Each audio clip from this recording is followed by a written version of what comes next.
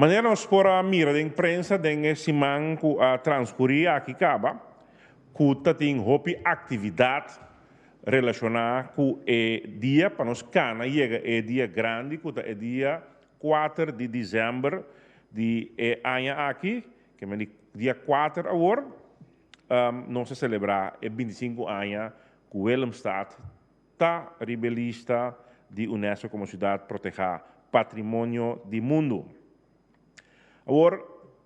ora nos papéis de monumento, nós pensa que o passado, nós pensa que o coisa bio, coisa de passado, pero justamente parte aqui, ora que o tem tipo de celebração aqui, bota para que tu para dar o next step também, den futuro riba é parte de patrimônio de nós. Então, de quadro aí, Unesco mestra pede atenção para no sítio, para sítio mundial que é patrimônio, para não somente para visitantes não por mais informação de não, pero seguro também é nativo, para sobra é nativo tem que se carga é patrimônio tá não tem tur hora tá não tá na sítio, mas tanto possível é visitante binurato, saca portret, na misa na holandês beleef é patrimônio, pero depois está vai.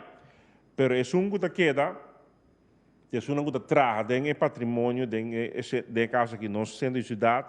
é um que está visitar todo dia, que é nativo de nosso país, tá não mas ajuda carga é patrimônio aqui, para queda agora cuidar para intermundo conseguir desfrutar de gente.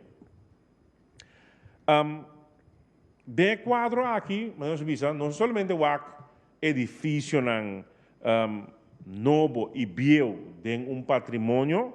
pero também nós temos Kiko por hasi